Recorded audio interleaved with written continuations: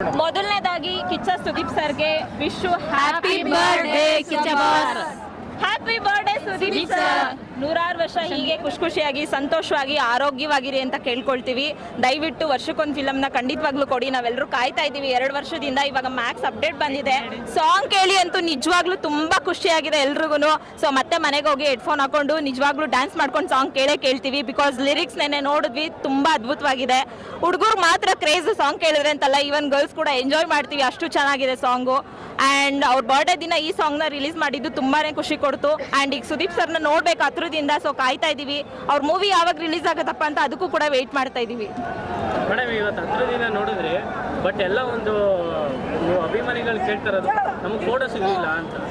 ಸಿಗುತ್ತೆ ಅನ್ನೋ ಕಾನ್ಫಿಡೆಂಟ್ ಇದೆ ಸರ್. ನಮ್ಮ ಬಾಸ್ ನಮ್ಗೆ ಆ ಥರ ಎಲ್ಲ ಮಾಡಲ್ಲ, ಕೊಡ್ತಾರೆ ಫೋಟೋನ, ವೆಯ್ಟ್ ಮಾಡಿಸಿದ್ರು ಕೊಡ್ತಾರೆ ಅಂತ ಅನ್ನೋ ನಂಬಿಕೆ ಇದೆ ನಮಗೆ.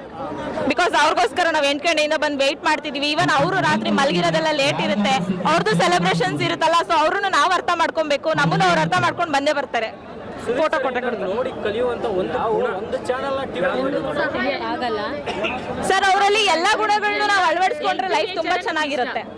ಅವ್ರ ಕಷ್ಟಕ್ಕೆ ಮಿಡಿತಾರಲ್ವಾ, ಅದೇ ಒಂದು ನಮಗೆ ತುಂಬಾ ಇಷ್ಟ ಆಗೋದು. ಅವ್ರು ಇನ್ಸ್ಪೈರ್ ಆಗಿ ಮಾತಾಡ್ತಾರಲ್ವಾ, ಎಲ್ಲರ ಜೊತೆ ಮಾತಾಡ್ತಾರಲ್ಲ, ಅದು ತುಂಬಾ ಇಷ್ಟ ಆಯ್ತು ಮೇಡಮ್. ಇನ್ನೊಂದು ನೀವು ನೋಡ್ತಾ ಇರ್ಬೋದು, ಸಾವಿರಾರು ಅಭಿಮಾನಿಗಳು ಬಂದಿದ್ದಾರೆ. ಅದರಲ್ಲಿ ಮೇನ್ ಆಗಿ ತುಂಬಾ ಫೋಟೋಗಳೆಲ್ಲ ತಂದಿದ್ದಾರೆ. ಹೌದು, ಅದ್ರಲ್ಲಿ ಜಾಸ್ತಿ ಕಾಣಿಸ್ಕೊಂಡಿದ್ದು ಸುದೀಪ್ ಸರ್ದು ಒಂದು ಫೋಟೋ ಆದ್ರೆ, ಇನ್ನೊಂದು ಅಪ್ಪು ಸರ್, ದರ್ಶನ್ ಸರ್. ಹೌದು, ಅವ್ರ ಫ್ರೆಂಡ್ಶಿಪ್ ಬಗ್ಗೆ ನಾವ್ ಏನ್ ಮಾತಾಡೋಣ ಸರ್, ಅದು ಅವ್ರ ಪರ್ಸನಲ್ ವಿಷಯ, ಅದ್ರ ಬಗ್ಗೆ ನಾವು ಮಾತಾಡಕ್ ಆಗಲ್ಲ. ಬಿಕಾಸ್ ಅವರೇ ಅಷ್ಟು ಮುಕ್ತವಾಗಿ ಎಲ್ಲರ ಹತ್ರ ಹಂಚ್ಕೊಂಡಿದ್ದಾರೆ ಯಾವ ತರ ಅಂತ.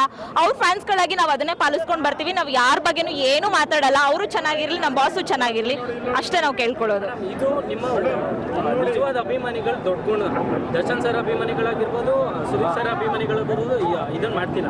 ಆದ್ರೆ ಕೆಲವು ಕಿಡಿಗೇಡಿಗಳು ಇದನ್ನ ಟ್ರೋಲ್ ಮಾಡೋದಾಗಿರ್ಬೋದು. ಹೌದು ಸರ್, ಯಾರು ಅವರ ನಿಜವಾದ ಅಭಿಮಾನಿಗಳಾಗಿರ್ತಾರಲ್ಲ ಅಂತವ್ರು ಈ ತರ ಕೆಲಸ ಮಾಡಲ್ಲ.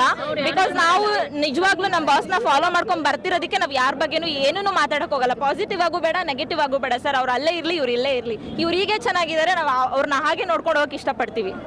ಯಾವ ಕಾಂಟ್ರವರ್ಸಿನೂ ಬೇಡ ಸರ್. ನಮ್ಮ ಬಾಸ್ ಹಿಂಗೆ ಚೆನ್ನಾಗಿದ್ದಾರೆ, ಹಿಂಗೆ ಇದ್ಬಿಡ್ಲಿ ಕೊನೆವರೆಗೂ, ಅಷ್ಟೇ ಸಾಕು ನಮ್ಗೆ. ಬೇರೆ ಏನು ಬೇಡ, ಎಕ್ಸ್ಟ್ರಾ ಬೇಡವೇ ಬೇಡ ಸರ್. ನಮ್ಮ ಕಡೆಯಿಂದನೂ ಅವ್ರಿಗೆ ತೊಂದರೆ ಆಗೋದು ಬೇಡ. ಕಡೆದಾಗಿ ಸುದೀಪ್ ಸರ್ ಇನ್ನೊಂದು ಏನು ಹೇಳಕ್ಕೆ ಸರ್, ದಯವಿಟ್ಟು ವರ್ಷಕ್ಕೊಂದು ಫಿಲಮ್ ಕೊಡಿ ಸರ್. ನಾವು ಕಾದು ಸಾಕಾಗ್ಬಿಟ್ಟಿದೆ. ದಯವಿಟ್ಟು ವರ್ಷಕ್ಕೊಂದು ಫಿಲಮ್ ಕೊಡಿ. ನಿಮ್ಮನ್ನ ಬಿಗ್ ಸ್ಕ್ರೀನ್ ಅಲ್ಲಿ ನೋಡೋದು ನಿಜ ಕಾಯ್ತಿದೀವಿ.